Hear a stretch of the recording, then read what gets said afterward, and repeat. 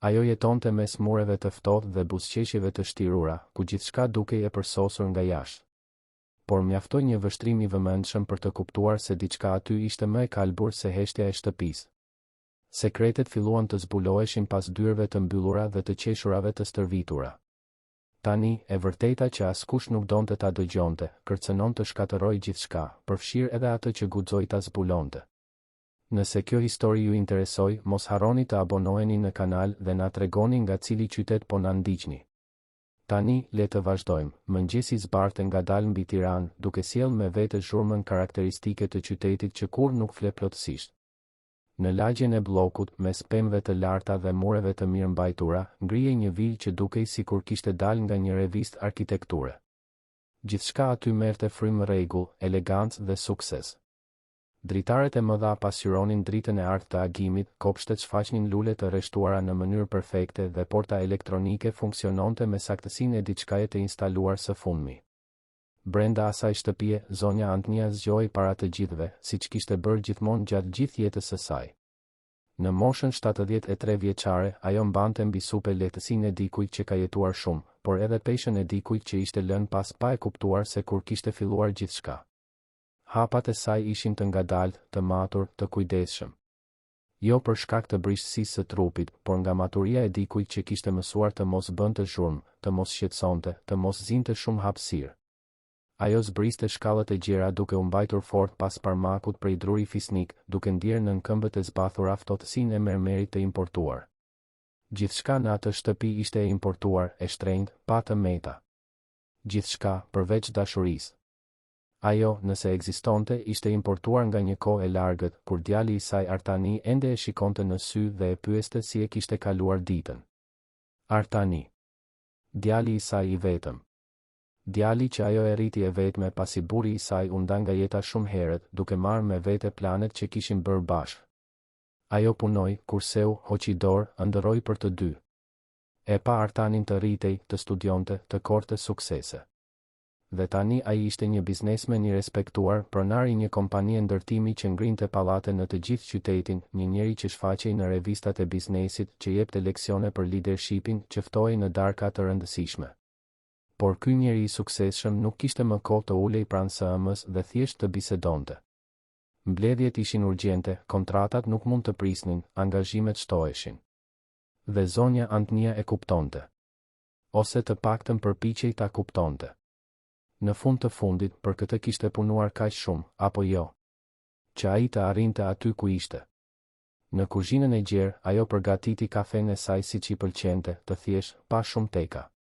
U ul në tryezën tepër të madhe për një person të vetëm dhe shikoi nga dritarja. Jashtë, kopshti i vogël ansor që ajo e kujdesej vet ishte territori i saj i vetëm i vërtet në atë shtëpi. Aty, mes trëndafilave dhe jaseminëve, ajo ende ndihej e dobishme, ende ndjente se po ushqente diçka të gjallë. Tingulli i takave të larta në dyshemen e mermert lajmëroi ardhjen e Elirës. Nusja e djalit. Zonja Antnia ndjeu të gjithë trupin titkurej lehtë, një refleks i pavullnetshëm që përpiqej ta kontrollonte, por jo gjithmonë ia dilte. Elira hyri në kuzhinë si dikush që hyn në skenë, gjithmonë pa të meta, gjithmonë e përmbajtur. Flokët biond të krejur në mënyrë perfekte, veshja firmato që kombinohej me çantën e shtrenjtë, buzëqeshja e studiuar gati për t'u aktivizuar kur ishte e nevojshme. Mirëmëngjes, zonja Antnia, tha Elira me atë zërin e ëmbël që tingëllonte fals në veshët e të moshuarës. Fjetët mirë? Fjeta, faleminderit, u përgjigj zonja Antnia, pa i ngritur syt nga filxhani. Elira i shërbeu vetes një lëng jeshil të përgatitur nga nutricionistja e saj private, kontrolloi diçka në celular dhe vazhdoi. Artani doli herët sot. Ka një takim me investitorët. Me siguri kthehet vetëm në mbrëmje. Gjithmonë kthehej vetëm në mbrëmje. Ose nuk kthehej fare, kur udhëtimet e biznesit zgjateshin me ditë të tëra. Dhe zonja Antnia mbetej aty duke ndarë atë hapësirë të pafund me një grua që e trajtonte me një përzemërsi të akullt, që kur nuk e quajti nën, që kur nuk tregoi ndonjë interes të vërtet për jetën e saj. Elira ishte një konstruksion i përsosur. E martuar me Artanin prej 5 vitesh, ajo ishte bërë një figurë e njohur në qarqet shoqërore të qytetit. merrte pjesë në evente bamirësie, drejtonte një fondacion që mbante emrin e saj, jepte intervista për empatinë dhe përgjegjësinë shoqërore. Për çdo që e shihte nga jashtë, ajo ishte sinonim i mirësisë dhe elegancës. Për zonjën Antnia, që e vëzhgonte nga afër çdo ditë, ajo ishte një enigmë kontradiktash. Si mundet dikush që fliste kaq shumë për të ndihmuar të tjerët të ishte kaq e ftohtë me vjerën që jetonte në të njëjtën çati? Si mundet dikush që promovonte fushata ndërgjegjësimit të injoronte vetmin e një gruaje të moshuar vetëm pak metra larg? Këto pyetje i silleshin në mendje zonjës Antnia, por ajo kur nuk i bënte me zë të larë. Kishte mësuar me kalimin e viteve se disa betejë nuk ja vlen të luftohen. Pasi Elira doli, shtëpia u zhyt në atë heshtje të rëndë që zonja Antnia e njihte mirë. Atëherë dëgjoi hapa të lehtë që vinin nga lavanderia. Ishte Fatimeja, punonisja që punonte aty prej gati 15 vitesh, që para se Artani të martohej. Fatimeja ishte ndryshe. Grua e thjesht, me origjinë modeste, ajo zotëronte diçka që i mungonte Elirës, humanizëm të vërtetë. Sytë e saj shprehnin shqetësim të sinqertë kur pyeste si ishte zonja Antnia. Duart e saj të kallojzuara i mbanin duart e të moshuarës me dashuri kur kuptonin se ajo kishte nevojë për ngushëllim. Mirëmëngjes, zonja Antnia, tha Fatimeja me një buzëqeshje të sinqertë. E pive kafen? Kam përgatitur atë bukën që ju pëlqen. Fatimeja gjithmonë bënte kështu, gjeste të vogla kujdesi që ja ngronin zemrën zonjës Antnia. Dhe e moshuara e dinte nga instinkti se ajo grua shihte gjëra që të tjerët nuk i shihnin. Fatimeja ishte e vëmendshme. E vinte re kur Elira e mbyllte derën e zyrës shumë shpejt kur dëgjonte hapa. Vërente kur bisedat telefonike ndërpriteshin papritur. Vëzhgonte shikimet e shkëmbyera, heshtjet e ngarkuara, tensionet që rriteshin si barra të këqija në një kopsht të braktisur. Javët kaluan. Dhe zonja Antnia filloi të vinte re ndryshime delikate në rutinën e shtëpisë. Elira priste vizita të çuditshme kur Artani nuk ishte. Burra me kostume që qëndronin me orë të tëra të mbyllur me të në zyrë. Zarfe që mbërrinin dhe zhdukeshin. Dokumente që ruheshin me nxitim kur dikush afrohej. Kureshtja nuk ishte një defekt i zonjës Antnia, por intuita që çdo nën mbart, ai shisi i gjashtë që paralajmëron kur diçka nuk është në rregull. Dhe diçka definitivisht nuk ishte në rregull. Ajo filloi të ishte më e vëmendshme, të ecte më në heshtje nëpër korridore, të vëzhgonte pa u parë. Ishte një pasdite me shi kur ajo gjeti, rastësisht, disa letra të lëna mbi tavolinën e dhomës së ndenjes. Ishin raporte financiare të fondacionit që Elira drejtonte. Zonja Antnia nuk merrte vesh shumë nga shifrat, por kuptonte mjaftueshëm për të vënë re se vlerat nuk përputheshin. Donacione që hynin dhe zhdukeshin. Projekte të shpallura që kur nuk realizoheshin. Përfitues që nuk ekzistonin. Zemra e zonjës Antnia u përshpejtua. Ajo fotografoi disa dokumente me celularin që Artani ja kishte dhënë, atë aparat që mezi dinte ta përdorte, por që në atë moment ishte aleati i saj. I ruajti fotot në një dosje që e emërtoi me kujdes, duke e fshehur mes qindra fotove të tjera të luleve dhe zogjve që ajo zakonisht bënte në kopsht. Por kishte diçka më shumë, diçka që ajo ende nuk donte ta besonte, por që shenjat e tregonin me një qartësi mizore. Vajtje ardhjet e një burri të veçantë, gjithmonë në ditët kur Artani udhëtonte. Të qeshurat që vinin nga kati i sipërm, ku ndodhej dhoma e çiftit. Shikimet bashkëpunuese. Intimiteti që nuk duhej të ekzistonte. Zonja Antnia ndjente stomakun t'i përdridhej. Donte të ishte gabim, donte që imagjinata e saj të krijonte fantazma aty ku nuk ekzistonin. Por një nën nuk gabon lehtë. Dhe ajo e dinte, thellë në shpirt, se djali i saj po tradhtohej brenda shtëpisë së tij, nga gruaja që ishte betuar se do ta donte, nga gruaja që përdorte mbiemrin dhe reputacionin e tij për të ndërtuar një fasadë për sosmërie. Një natë, kur Artani më në fund mbërriti në shtëpi, ajo u përpoq të bisedonte. Priti që ai të darkonte, priti që të rehatohej në koltukun e dhomës së ndenjes dhe pastaj, me zemër në dorë, filloi. Artan, bir, dua të flas me ty për Elirën. Ai ngriti syt nga tableti, tashmë me atë shprehje lodhjeje që po përdorte kohët e fundit. Për çfarë, mami? Unë kam parë gjëra të çuditshme. Dokumente që nuk kanë kuptim, njerëz që vinë këtu kur ti nuk je. Artani pshertiu, atë pshertim që zonja Antnia e njihte, pshertimën e dikujt që nuk ka durim të dëgjojë. Mami, Elira punon me një fondacion. Është normale të pres njerëz të ketë takime. Por unë, mami, të lutem, e ndërpreu ai, zëri tani më i ashpër. Unë i besoj gruas sime. Ajo bën një punë të jashtëzakonshme, ndihmon kaq shumë njerëz. Nuk do të rri të dëgjoj insinuata pa bazë. Fjalët prejnë si thika. Zonja Antnia ndjeu sytë t'i digjinin, por i gëlltiti lotët. Artani ishte ngritur tashmë, po ngjiste shkallët, tashmë e kishte mbyllur derën e botës së saj. Ajo mbeti aty, e vetme në dhomën e madhe dhe të ftohtë, duke ndier peshën e refuzimit.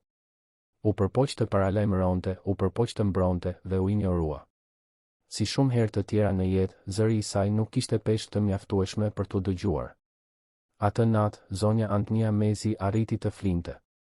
Rrotulloi në shtrat duke menduar për gjithçka që kishte parë, për gjithçka që dyshonte. Dhe për herë të parë pas shumë kohësh, ndjeu frikë. Jo nga Elira në vetvete, por nga ajo që Elira ishte në gjendje të bënte për të mbajtur maskat e saj në vend. Të nesërmen, Elira e trajtoi me një mirësjellje të egzageruar. I ofroi kafe, e pyeti nëse kishte nevojë për diçka, madje i sugjeroi të shkonin bashkë në parukeri.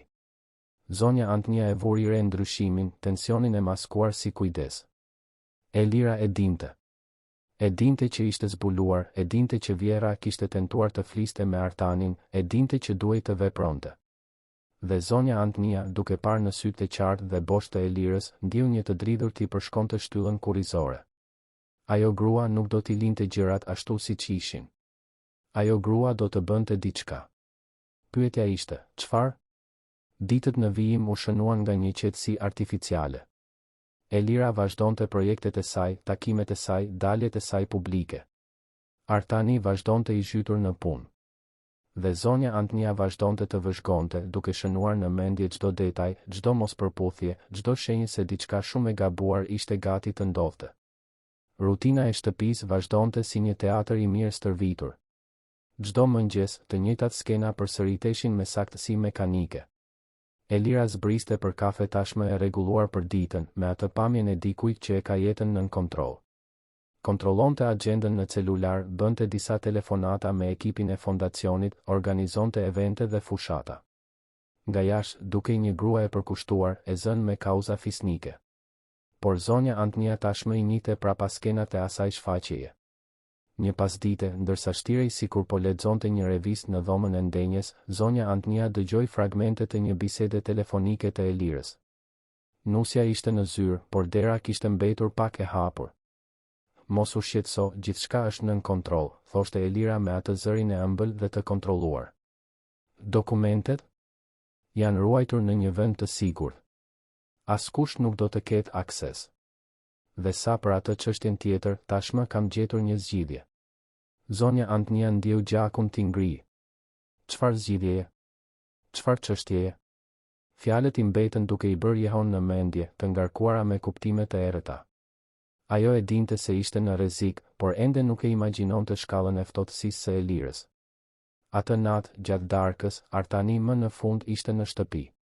U ulën të tre në tryez, por biseda ishte e pakët, e ndërprer vetëm nga komente sipërfaqësore për motin, për lajmet e gazetës, për asgjë që kishte vërtet rëndësi. Zonja Antnia vëzhgonte djalin e saj, atë njeri që e njihte që nga e qara e parë, që nga hapi i parë, dhe nuk arrinte të kuptonte se si ishte bërë kaq i largët, kaq i verbër ndaj asaj që ndodhte rreth tij. Artan, do të udhëtosh sërish javën tjetër? Pyeti Elira, duke lyer bukën me gjalp me lëvizje delikate. Po. Kam atë tenderin në Tiranë. Duhet të zgjas rreth 5 ditë. 5 ditë.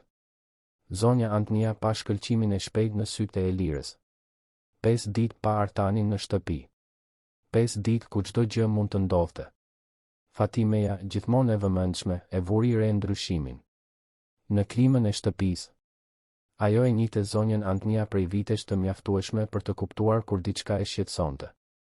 Një mëngjes, ndërsa e ndihmonte zonjën Antnia të ujiste lulet në kopsht, ajo i përshpëriti, "Jeni mirë? Dukeni e shqetësuar." Zonja Antnia shikoi atë grua që ishte më shumë se punonjëse, që ishte mike, besnike, dëshmitare e heshtur e gjithçkaje që ndodhte mes atyre mureve. "Fatime, nëse më ndodh diçka, a kujdesesh ti për kopshtin tim?" Pyetja tingëlloi e çuditshme, e rënë nga parandjenja. Fatimeja lëshoi ujitsen dhe I mbajti duart zonjës Antnia me forcë. Nuk do të ndodh asgjë, zonja Antnia. Unë jam këtu. Jam duke vëzhguar. Por të dyja e dinin se vëmendja jo gjithmonë mjafton për të penguar të keqen të ndodhë. Ndonjëherë shërben vetëm për të dëshmuar ardhjen e saj. Po ju pëlqen kjo histori? Më tregoni mendimin tuaj për të dhe si mendoni se do të përfundoj.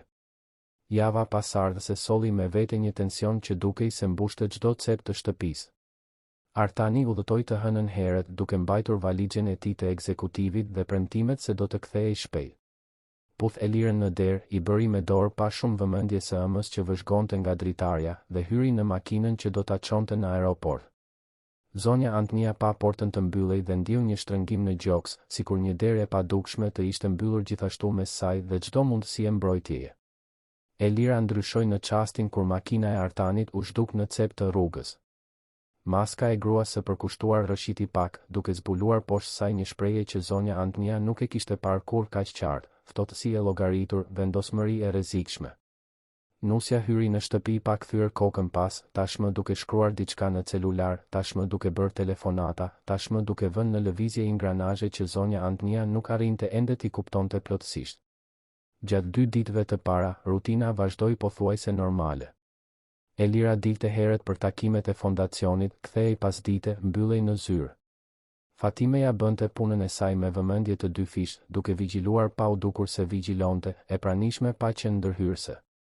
Dhe zonja Antnia qëndronte në territorin e saj të sigurt, kopshtin, ku bimët nuk gënjenin, nuk thurnin intriga, vetëm rriteshin ose vyshkeshin sipas kujdesit që merrnin.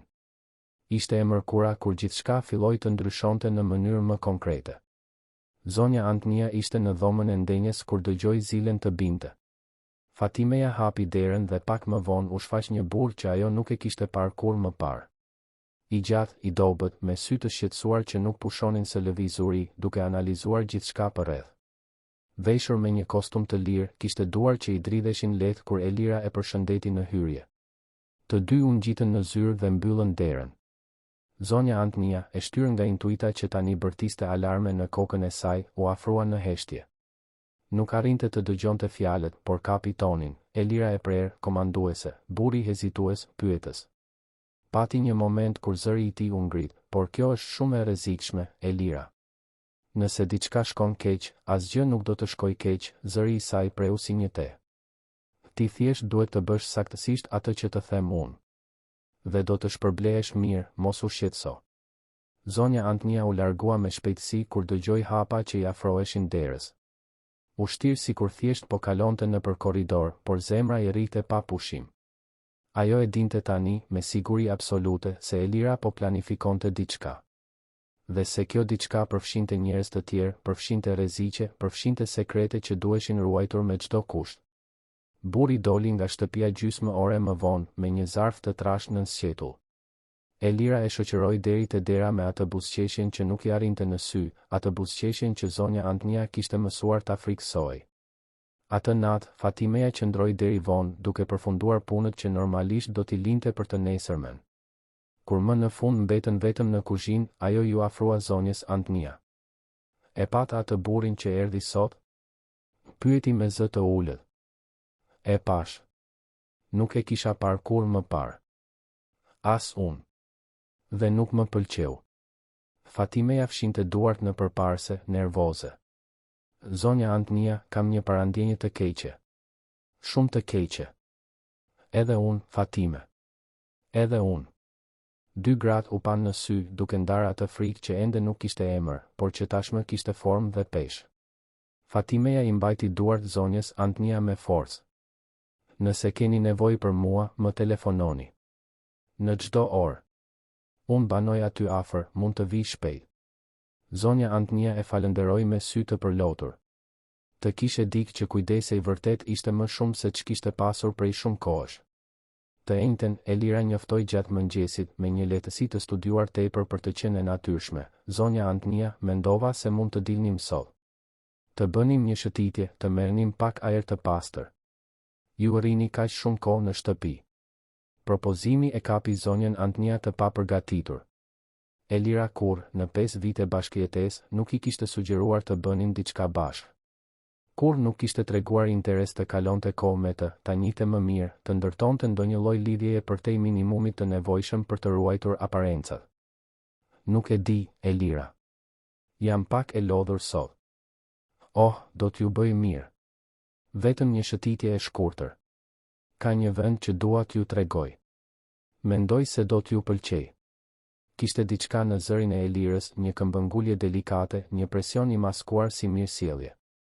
Zonja Antnia ndjeu alarmin të tingëllonte më fort në kokën e saj, por në të njëjtën kohë, një pjesë e saj donte të besonte se ndoshta, vetëm ndoshta, Elira po përpiqej të afrohej vërtet. Mirë, pranoi më në fund, kundër të gjitha instinkteve që bërtisnin të refuzonte. Elira buzëqeshi dhe këtë herë buzëqeshja I arriti në sy. Por ishte një shkëlqim I çuditshëm, një kënaqësi që e bëri zonjën Antnia të pendohej menjëherë për vendimin. Shkëlqyeshëm. Dalim pas drekës.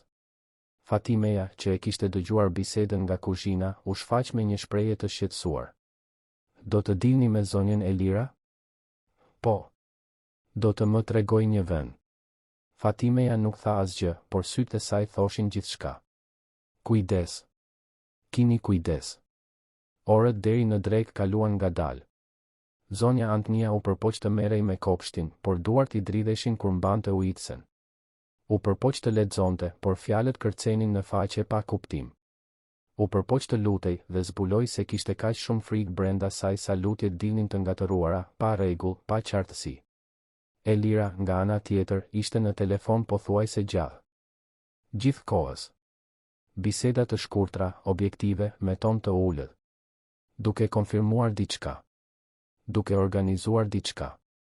Duke përgatitur diçka.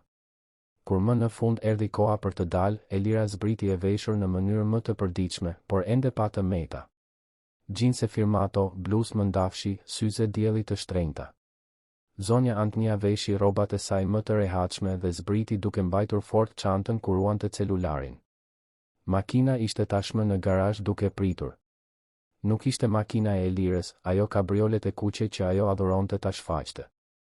Ishte një sedan I errët me xhama të zinj që zonja Antnia nuk e mbante mend ta kishte parë më parë. E kam marrë me qira, shpjegoi Elira, sikur të kishte lexuar pyetjen në fytyrën e vjehrës. Makina ime është në servis. Hyn në makinë. Elira I jepte me qetësi, duke ndjekur rrugët e njohura të lagjes. Por pas disa minutash, filloi të merrte drejtime që zonja Antnia nuk I njihte.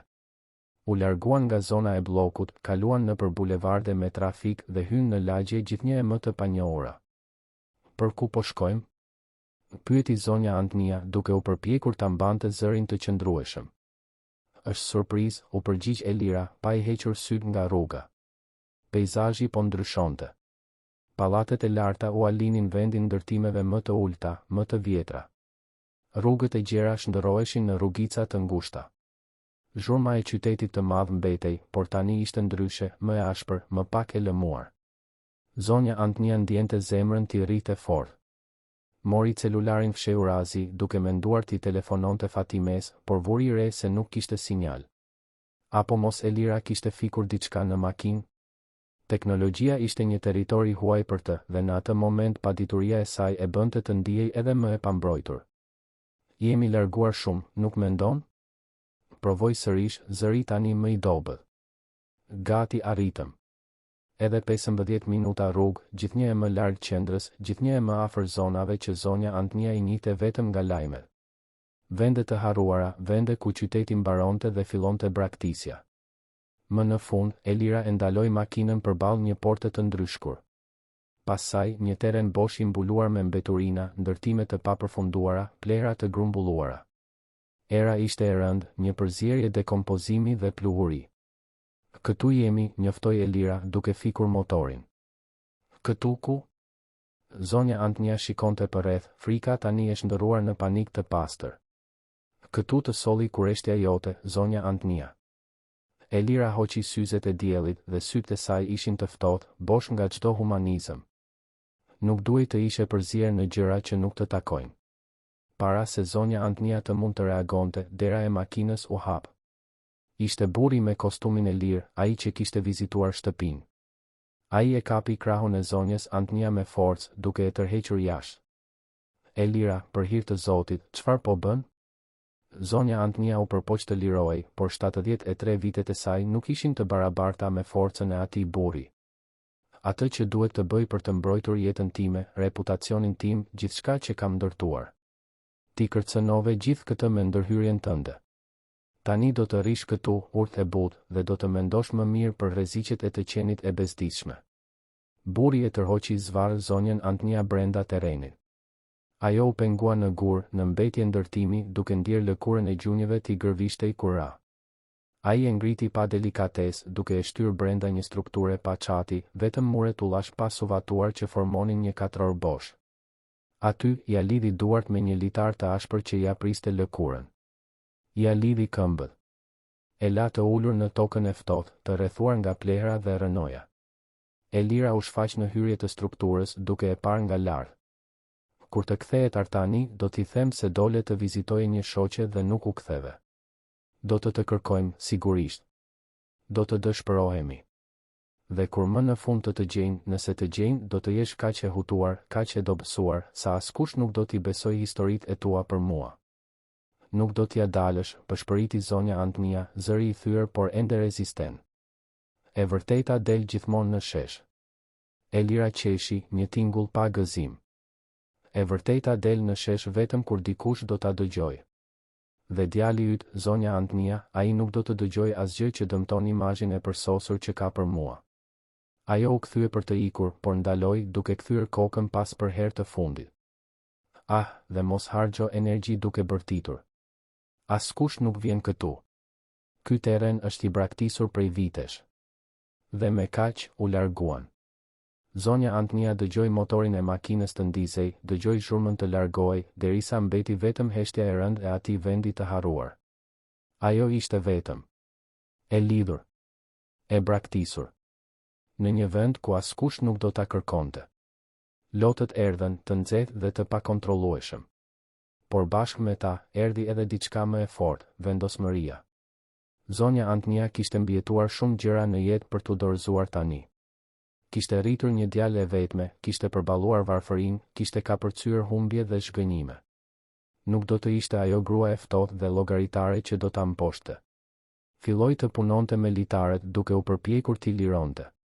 Gishtat e saj, të dridhur por këmbëngulës, kërkonin të çara, kërkonin shpresë. Litari ishte i trash, i ashpër, i shtrënguar fort.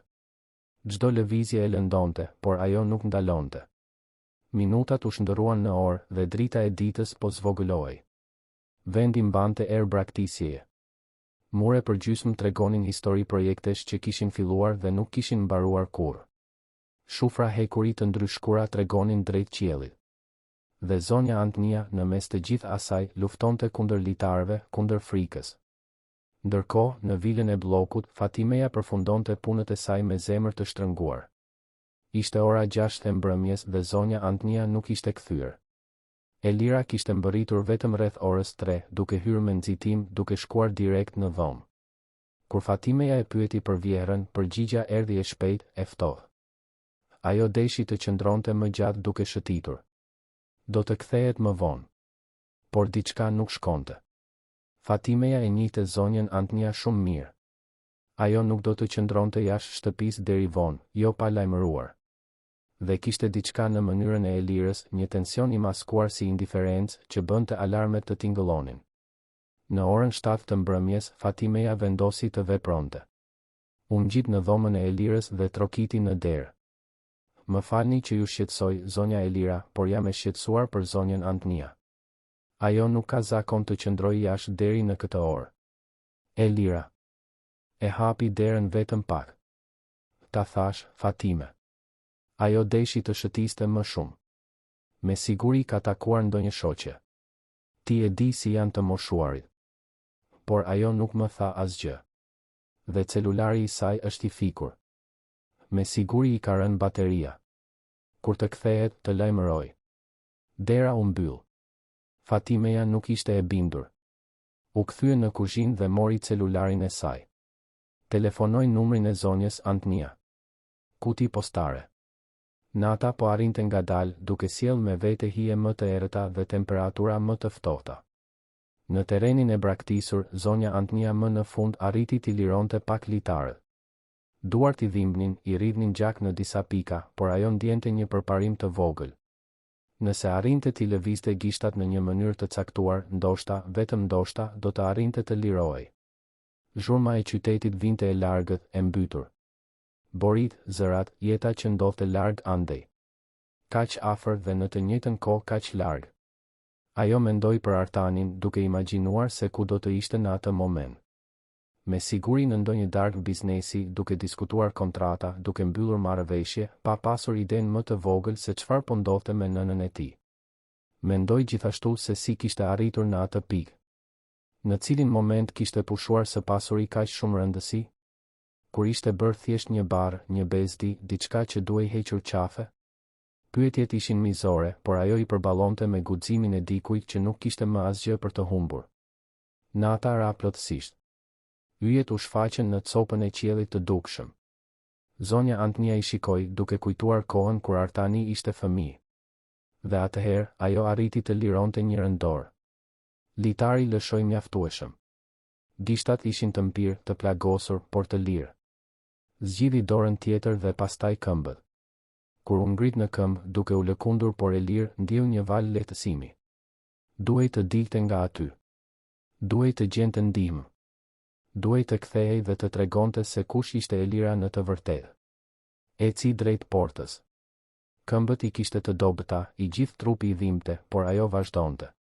Një hap pas tjetrit. Në anën tjetër të qytetit, Artani ju përgjigj një telefonate. Ishte Elira, me zë të shqetësuar. I dashur, mami yt doli për një shëtitje sot dhe ende nuk është kthyer. Po filloj të shqetësohem. Si kështu nuk është kthyer? Pas dite. Ajo deshi të bënte një shëtitje. Por tashmë është vonë dhe celulari i saj fiket vazhdimisht. Artani ndjeu stomakun t'i shtrëngoi. Tashmë? Është pothuajse ora 10 e natës. E di. Prandaj po të telefonoj. Mendoj se duhet të fillojmë ta kërkojmë. Do të marr fluturimin e parë për t'u kthyer nesër herët. Ndërkohë, telefonon nëpër spitale, në polici. Artani e mbylli telefonin me duar që i dridheshin. Nëna e tij. Zonja Antnia. Gruaja që kishte qenë gjithmonë aty. Dhe tani e zhdukur. Faji filloi ta brej nga brenda. Fatimeja nuk përqendrohej dot në asgjë. Që kur zonja Antnia kishte dalë me Elirën në mëngjes, një ankth i pashpjegueshëm i kishte pushtuar gjoksin.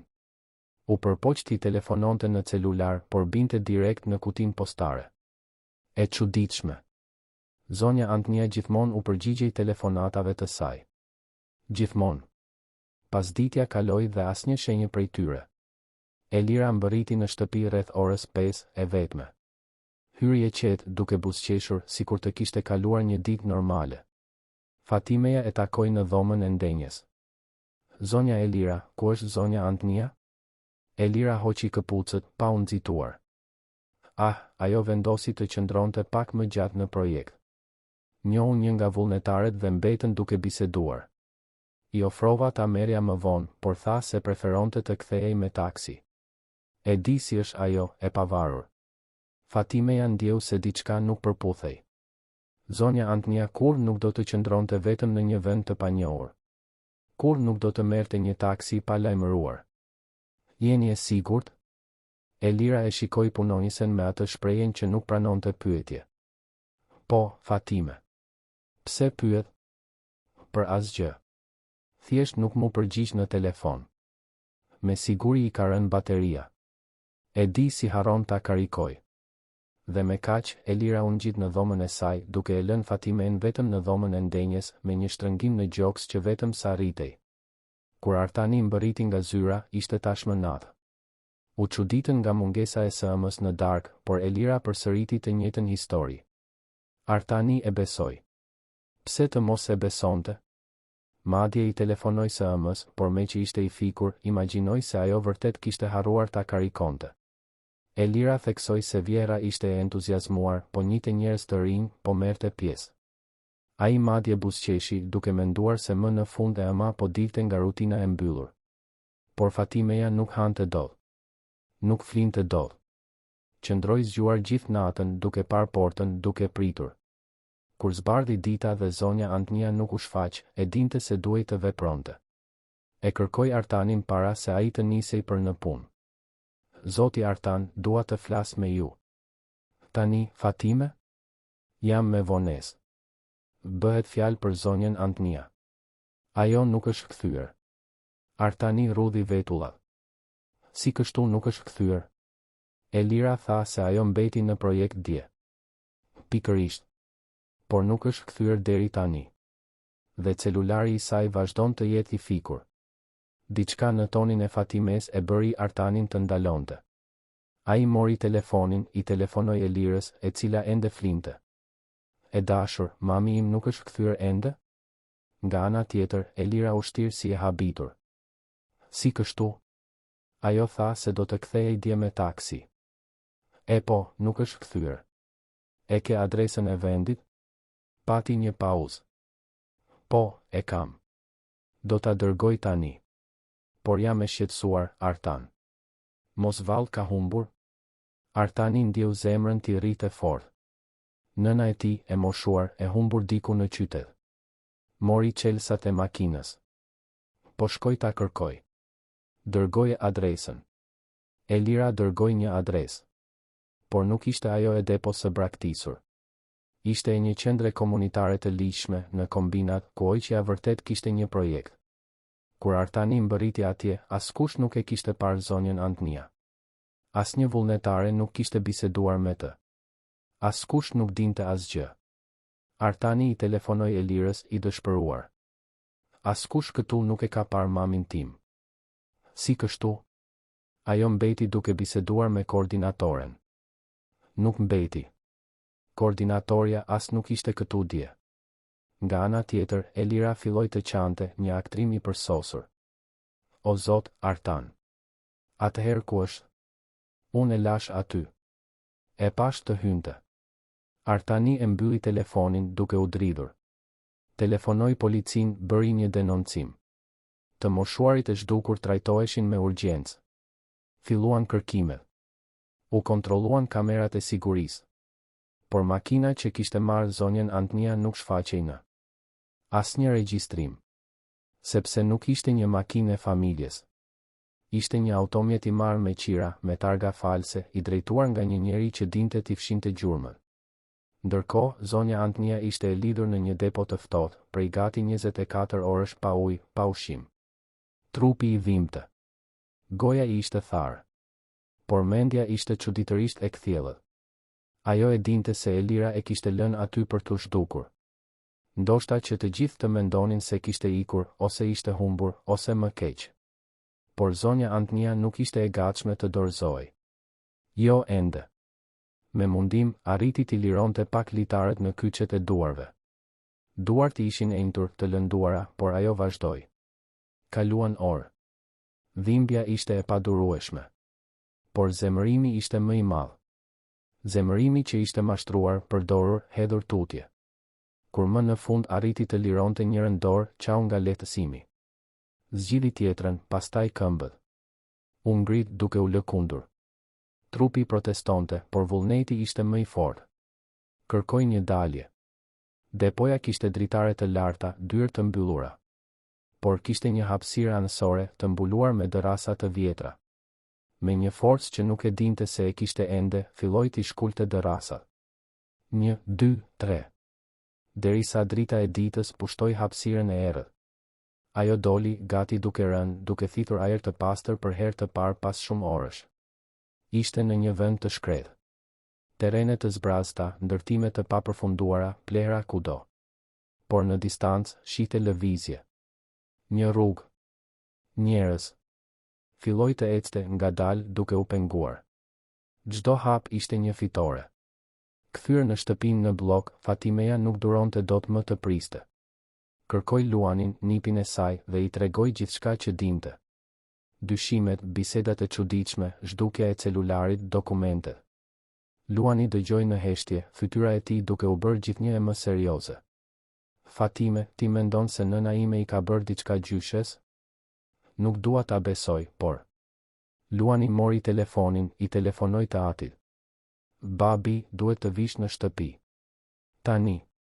Kur Artani mbërriti, gjeti Luanin dhe Fatimen në dhomën e ndenjes. Elira ishte në dhomë, duke pretenduar se ishte në shok nga zhdukja e vjerës. Luani i tregoi gjithçka. Artani dëgjoi, në fillim i pabesueshëm, pastaj me një zemërim në rritje. Ti po akuzon nënën tënde se i ka bërë diçka gjyshes? Po them se ka gjëra të çuditshme që po ndodhin këtu, babi. Dhe Fatimeja i ka parë. Të gjithë i kemi parë. Artani u ngjit shkallëve, hyri me furi në dhomë. Elira ishte ulur në shtrat me fytyrën mes duarve. Kur ai hyri, ajo ngriti syt e kuq. Artan, faleminderit Zotit që u ktheve. Po vdes nga shqetësimi për mamin tën. Ku është ajo, Elira? Si kështu ku është? Nuk e di. E lash në projekt. Në cilin projekt? Askush atje nuk e pa. Kamerat nuk e tregojnë makinën tonë. Ti gënjeve. Elira u ngrit duke u shtirur si e indinjuar. Si guxon të më akuzosh? Unë po përpiqem të ndihmoj. Artani i mori telefonin që ishte mbi tavolinë. Filloi të kërkonte. Mesazhe të fshira, telefonata me numra të panjohur. Elira u përpoq t'ia merrte aparatin, por ai e largoi. Çfarë fshe? Asgjë. Ti po çmendesh. Por zëri i saj dridhej. Dhe Artani e njihte atë zë. E njihte atë gënjeshtër.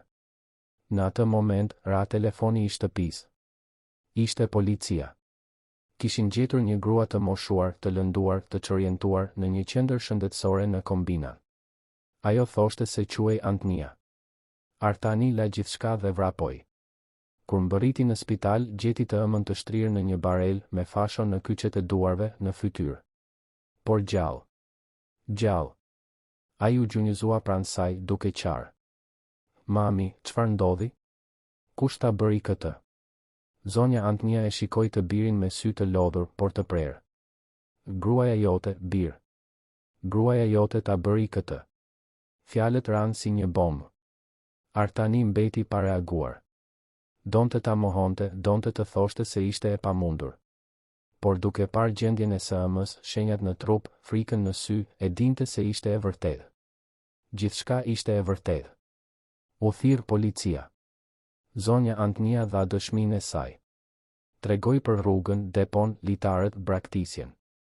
Përshkroi shoferin, makinën. Dhe kur përmendi Elirën, dhoma mbeti në heshtje. Dërguan një ekip në shtëpinë në blok. Kur mbërritën, Elira po bënte valixhe. Duke u përpjekur të arratisej. Luani e pengoi duke mbajtur derën. Ajo e shikoi me zemërim. Hiq mu qafe, Luan. Ti u përpoqe ta zhdukje gjyshen time. Elira qeshi, një e qeshur e ftohtë. Gjyshja jote është një plak e çmendur që nuk di çfarë thotë. Por në atë moment hyn policët. Dhe Elira e dinte se kishte mbaruar. Ende u përpoq të ruante qëndrimin, elegancën, qetësinë. Por kur akuza u formalizua dhe prangat u vendosën, maskara. Dhe ajo që mbeti ishte një grua e tërbuar, e ekspozuar, e mposhtur. E morën. Shtëpia mbeti e zbrazët, e rëndë. Artani u kthye në spital, u ul pranë së ëmës dhe i mbajti dorën. Më fal, mami.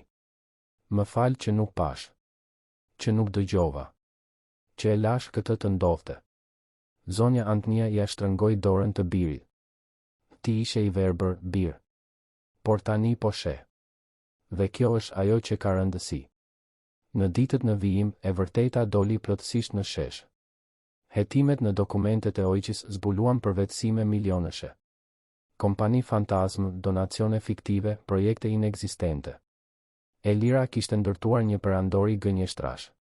Dhe kur zonja Antnia filloi ta zbulonte, vendosi ta eliminonte.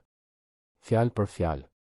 Kontabilisti, i presionuar nga policia, rrëfeu gjithçka. Tregoi për kërcënimet, frikën, manipulimin. Elira e kishte përdorur si kokë turku, por ai kishte ruajtur prova. Emaile, regjistrime, dokumente. Gjithçka doli në dritë. Shtypi shpërtheu. Gruaja që ishte simbol I bamirësisë u zbulua se ishte një mashtruese. Skandali ishte I madh. Artanit ju desh të mbyllte ojqën, të kthente donacionet, të përballej me procese gjyqësore. Por ai I bëri të gjitha. Sepse e dinte se ishte gjëja e duhur. Zonja Antnia u kthye në shtëpi pas një jave në spital. Fatimeja e priti me lule nga kopshti, me lot gëzimi. Luani e përqafoi për minuta të tëra. Dhe Artani nuk ju nda nga ana. Për herë të parë pas vitesh, ai vërtet e shite. Vërtet e dëgjonte. Shtëpia filloi të ndryshonte. Muret dukeshin më të lehta. Heshtja më pak shtypse. Zonja Antnia u kthye në kopsht duke u kujdesur për bimët e saj. Por tani nuk ishte më vetëm. Artani shfaqej çdo mëngjes për të pirë kafe me të. Luani kalonte pasditet duke I treguar për fakultetin. Dhe Fatimeja, besnike si gjithmonë, ishte aty duke buzëqeshur. Elira u gjykua dhe u dënua. Jo për tentativë vrasjeje, por për braktisje të personit në pamundësi për të kujdesur, mashtrim, përvetësim fondesh. Vite burg. Imazhi I saj publik u shkatërrua. Lidhjet e saj u shkëputën. Gjithçka që ndërtoi me gënjeshtra u shem. Muajt që pasuan ishin të rindërtimit. Jo vetëm të shtëpisë, por të gjithçkaje që ishte thyer gjatë viteve. Artani e kuptoi me dhimbje se suksesi profesional I kishte kushtuar atë që ishte më e çmuar, lidhjen me ata që kishin vërtet rëndësi. Ai reduktoi udhëtimet, delegoi përgjegjësi, u kthye të shikonte brenda shtëpisë. Dhe ajo që pa ishte një nënë e fortë, elastike, që kishte mbijetuar jo vetëm braktisjen fizike, por edhe atë emocionale që po ndodhte prej vitesh. Zonja Antnia nuk mbante mëri. Çuditërisht, ajo fali. Jo sepse ajo që ndodhi ishte e pranueshme, por sepse të mbaje urrëtie do t'i jepte Elirës një fitore që nuk e meritonte. Zonja Antnia zgjodhi paqen. Zgjodhi të rindërtonte. Dhe në këtë u bë shembull për të gjithë rreth saj. Kopshti, që gjithmonë kishte qenë streha e saj, u bë një hapësirë e përbashkët. Artani mësoi të mbillte, të kujdesej, të priste. Luani kalonte fundjavat aty duke dëgjuar historitë e gjyshes, duke mësuar për durimin, për ciklet, për jetën. Fatimeja vazhdonte të ishte prania e vazhdueshme, speranca e heshtur që kishte qenë gjithmonë aty, edhe kur askush nuk e vinte re. Artani vendosi ta transformonte atë që kishte mbetur nga ojqja në diçka të vërtetë. Nuk donte thjesht ta mbyllte dhe ta harronte. Donte ta ndreqte gabimin, të nderonte njerëzit që ishin mashtruar. Punësoi auditor të pavarur, ktheu çdo lek të përvetësuar, krijoi një këshill transparent. Dhe, këtë herë, përfshiu të ëmën. Zonja Antnia, që gjithmonë kishte pasur një ndjenjë të mbretë drejtësie, u bë këshilltare e projektit të ri. Përvoja e saj, dhimbja e saj, u shndërruan në mençuri. Luani gjithashtu ndryshoi. Të shite gjyshen në atë gjendje, të kuptonte aftësinë për mizorit të nënës së tij, e bëri të rivlerësonte gjithçka. Vendosi të ndryshonte deg.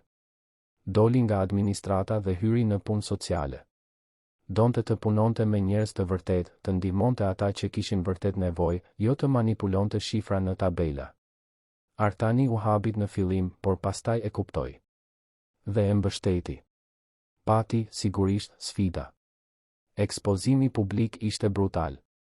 Gazetarët qëndronin para derës duke kërkuar deklarata.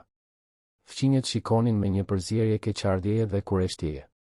Disa miq të vjetër u larguan nga frika se mos lidheshin me skandalin. Por të tjerë, të vërtetët, qëndruan. Dhe të rinj u shfaqën. Zonja Antnia mori letra. Qindra prej tyre. Nga gra që identifikoheshin me historinë e saj, që gjithashtu ishin lënë pas dore, injoruar, hedhur tutje. Ajo lexonte secilën, qante me disa, buzëqeshte me të tjera. Dhe ju përgjigj të gjithave. Personalisht. Me dorë.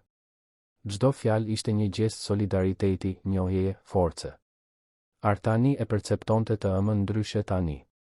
Shite tek ajo jo plakën e brish që kishte nevojë për mbrojtje, por gruan elastike që I mbijetoi një jetë të tërë heshtjesh dhe ende gjeti forcë për të rifilluar. Ai pyeste veten se si nuk e kishte parë këtë më parë. Si kishte qenë kaq I verbër. Një pasdite e gjeti në kopsht, si gjithmonë. U ul pranë saj. Mami, doja të kërkoja falje. Vërtet. Zonja Antnia e shikoi të birin. Tashmë e ke kërkuar, bir. E di. Por duhet ta përsëris. Çdo ditë, nëse është e nevojshme. Sepse ajo që bëra, ose më mirë, ajo që nuk bëra, gati sa nuk të kushtoi jetën. Ajo i mbajti dorën. Ti ishe i humbur, Artan. Jeta të çoi nëpër rrugë që të larguan nga thelbësorja. Por ti u ktheve. Dhe kjo vlen më shumë se çdo falje. Artani ndjeu sytë ti digjinin. Unë nuk e meritoj faljen tënde. Askush nuk e meriton faljen, bir. Falja është një dhuratë. Dhe unë zgjedh të ta jap këtë dhuratë. Sepse të dua. Gjithmonë të kam dashur. Edhe kur ti nuk e shije. Ata që ndruan aty në heshtje duke dëgjuar erën në gjethe, zogjt, jetën që ndodhte përreth. Dhe për herë të parë pas vitesh, Artani ndjeu paqe. Gjyqi i Elirës u ndoq nga turma. Ajo mbërriti në gjykatë e grimuar, e veshur mirë, duke ruajtur qëndrimin deri në fund. Në bankën e të akuzuarve, dëgjoi çdo akuzë pa treguar emocion. Kur u dënua me 8 vjet burg, vetëm tundi kokën. Nuk kërkoi falje. Nuk tregoi pendes. Dhe ndoshta, mendoi zonja Antnia që e ndiste nga larg, kjo ishte tragjedia më e madhe e të gjithave. Jo burgu, por paftësia për të ndier. Kur dolën nga gjykata, shtypi e rrethoi Artanin. Ai dha një deklaratë të shkurtër, të prerë. Nëna ime i mbjetoi diçkaje që askush nuk duhet ta kaloj. Ajo u braktis, u poshtërua, u trajtua si e pavlerë. Por ajo është personi më i fortë që njoh. Dhe do ta kaloj pjesën tjetër të jetës sime duke e nderuar këtë forcë. Drejtësia u vu në vend sot. Por drejtësia e vërtet është rindërtimi. Është dashuria që zgjedhim të kultivojmë. Është vëmendja që i kushtojmë atij që kemi pranë. Askush nuk do të jetë më i padukshëm në shtëpinë time. Askush nuk do të injorohet më. Fjalët u bën kryetituj. Dhe prekën mira njerëz. Në muajt në vijim, jeta gjeti një ritëm të ri. Zonja Antnia filloi të jepte leksione. Të vogla, në qendra komunitare, shkolla, grupe mbështetëse. Flisnim për elasticitetin, për të mos u dorëzuar, për faktin se asnjë jetë nuk është e parëndësishme. Zëri i saj, dikur i heshtur, tani bënte jehon. Dhe frymëzonte. Artani u përfshi në politika publike të orientuara drejt të moshuarve. Kuptoi se historia e SM-s nuk ishte unike. Mira njerëz të moshuar neglizhoheshin, braktiseshin, bëheshin të padukshëm. Ai përdori ndikimin e tij, burimet e tij për ta ndryshuar këtë. Krijoi programe mbështetëse, qendra ditore, linja denoncimi. E shndërroi dhimbjen në veprim. Luani u diplomua dhe shkoi të punonte në një ujë të vërtet, që kujdesej për njerëzit në situatë rruge. Shumë prej tyre ishin të moshuar. Dhe sa herë që shite një fytyrë të rrudhur, kujtonte gjyshen. Dhe punonte më shumë. Bënte ndryshim. Një person në të njëjtën kohë. Fatimeja vazhdoi në shtëpi. Por tani nuk ishte vetëm punonjëse. Ishte familje. Ulej në tryez gjatë vakteve. Jepte mendim për vendimet. Dëgjohej. Vlerësoi. Dhe kur Artani i ofroi t'i riste pagën ndjeshëm, ajo pranoi, por kërkoi diçka më shumë, që një pjesë e parave të përdorej për bursa studimi për nipërit e mbesat e saj. Dhe ashtu u bë. Shtëpia në blok ndryshoi atmosferë. Muret që dikur dukeshin të ftohta tani ruanin të qeshura. Kopshti u zgjerua. Zonja Antnia u mësoi fqinjëve të mbillnin. Fëmijët e lagjes vinin të mësonin. Ajo hapësirë vetmje u bë. Pikë takimi, jete, komuniteti. Pati një pasdite kur Luani e çoi gjyshen të vizitonte depon ku e kishin lënë. Ajo donte të shkonte. Duhej ta mbyllte atë cikël. Kur mbërritën, vendi vazhdonte të ishte i braktisur, por tani dukej më i vogël, më pak i frikshëm. Zonja Antnia hyri, preku muret, ndjeu tokën nën këmbë. Dhe pastaj mbylli sytë dhe mori frymë thellë. Unë mbjetova. Unë fitova. Luani i mbajti dorën. Ti gjithmonë fiton, gjyshe. Ata dolën nga aty dhe nuk u kthyen më kurrë. Por kujtimi, forca e atij momenti, mbeti. Artani shiti disa nga makinat luksoze. Dhuroi një pjesë të parave për kauza të lidhura me të moshuarit dhe fëmijët. E thjeshtoi jetën. Kuptoi se statusi nuk ishte asgjë krahasuar me një përqafim të vërtet, një bisedë reale, një prani të sinqertë. Zonja Antnia mbushi 75 vjeç. Festa ishte e thjeshtë, në shtëpinë e saj, me njerëz që kishin vërtet rëndësi. Nuk kishte fotograf, nuk kishte formalitete. Kishte dashuri. Kur I kërkuan të mbante një fjalim, ajo u ngrit, shikoi të gjithë të mbledhurit aty dhe tha: "Kalova vite duke u ndier e padukshme. Kalova vite duke besuar se vlera ime ishte shtëruar. Por mësova se nuk ekziston jetë e pavlerë. Secili prej nesh ka rëndësi. Çdo dhimbje ka peshë. Dhe çdo rifillim është I mundur. Unë gati sa nuk u dorëzova. Por nuk u dorëzova. Dhe sot jam këtu, e rrethuar nga dashuri e vërtetë. Kjo është dhurata më e madhe. Jo festa, jo urimet. Por të dish se të shohin. Se të dëgjojnë. Se të duan. Të gjithë duar trokitën. Dhe shumë qanë." Artani e kuptoi se historia e SM-s nuk ishte vetëm e saj. Ishte e të gjithëve që një ditë u ndjen të vegjël, të injoruar, të pavlerë. Ishte e të gjithëve që u nënvlerësuan dhe prapse prap gjetën forcë. Ishte e të gjithëve që zgjodhen të falnin, të rindërtonin, të ecnin përpara. Ai filloi të jepte leksione pranë SM-s. Babë e birë duke treguar përvojat e tyre, gabimet e tyre, mësimet e tyre. Së bashku, preknin zemra, ndryshonin perspektiva, frymëzonin ndryshime. Trashëgimia e Elirës, që duhej të ishte e bamirësisë, u bë e mashtrimi. Por trashëgimia e zonjës Antnia, që mund të ishte e hidhërimit, u bë e tejkalimit. Dhe kjo është trashëgimia që mbeti. Që u tregua. Që transformoi. Luani njohu një vajzë në një nga ojqtë ku punonte. Edhe ajo kishte një histori të vështirë, braktisjeje, lufte. Ata u lidhen, u dashuruan. Dhe kur ai e çoi vajzën të njëjtë familjen, zonja Antnia e përqafoi me të njëjtën dashuri që një ditë I ofroi Elirës. Por këtë herë dashuria ju kthye. Dhe kjo bëri gjithë diferencën. Jeta vazhdoi. Me ulje e ngritje, si çdo jetë. Por me një ndryshim thelbësor, vëmendje. Të gjithë në shtëpi mësuan të ishin të vëmendshëm. Në shikimin e tjetrit, në heshtjen që flet, në praninë që ka rëndësi. Askush nuk ishte më I padukshëm. Askush nuk u harrua më. Fatimeja doli në pension vite më vonë, por vazhdoi ta vizitonte shtëpinë çdo ditë. Sepse aty ishte vendi I saj. Familja e saj. Dhe zonja Antnia gjithmonë e priste me një buzëqeshje, me një përqafim, me mirënjohje. Sepse e dinte se pa Fatimen, ndoshta historia do të kishte qenë tjetër. Artani nuk u martua më kurrë. I u përkushtua punës transformuese dhe familjes. Mësoi se dashuria nuk është kontroll, nuk është pronësi, nuk është fasadë. Është prani. Është dëgjim. Është zgjedhje e përditshme. Dhe zonja Antnia?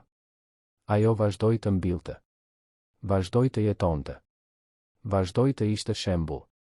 Deri në fund të ditëve të saj, ishte prova se rifillimet janë të mundura, se falja çliron, se forca nuk është në trup, por në shpirt.